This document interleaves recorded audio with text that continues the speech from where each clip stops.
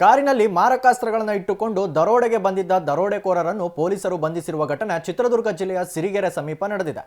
ಸಿರಿಗೆರೆ ಸಮೀಪದ ಹಳ್ಳದ ಪಕ್ಕದಲ್ಲಿ ಯಾರೋ ದುಷ್ಕರ್ಮಿಗಳು ಕಾರು ನಿಲ್ಲಿಸಿಕೊಂಡು ದರೋಡೆಗೆ ಸ್ಕೆಚ್ ಹಾಕುತ್ತಿದ್ದರು. ಇದನ್ನು ಗಮನಿಸಿದ ಸಾರ್ವಜನಿಕರು ಭರಮಸಾಗರ ಪೊಲೀಸರಿಗೆ ಮಾಹಿತಿ ನೀಡಿದ್ದಾರೆ. ಪೊಲೀಸರು ತಕ್ಷಣವೇ ಬಂದು ಪರಿಶೀಲಿಸಿದಾಗ ಕಾರಿನಲ್ಲಿ ಮಾರಕಾಸ್ತ್ರಗಳು ದೊರೆತಿವೆ. ಕಾರಿನಲ್ಲಿದ್ದವರು ಸ್ಥಳದಿಂದ ಕಾಲ್ಕಿತ್ತಿದ್ದರು. ಸಾರ್ವಜನಿಕರ ಸಹಾಯದಿಂದ ಪೊಲೀಸರು ಇಬ್ಬರು ಆರೋಪಿಗಳನ್ನು ಬಂಧಿಸಿದ್ದು ವಿಚಾರಣೆ ನಡೆಸುತ್ತಿದ್ದಾರೆ.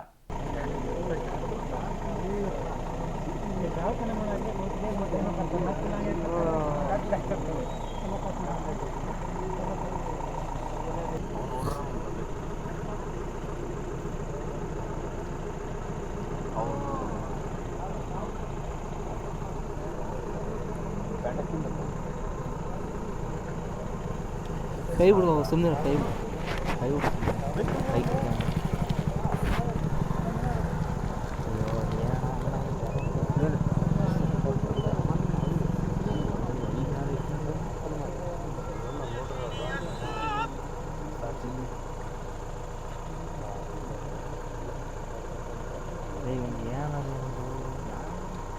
ಹಲೋ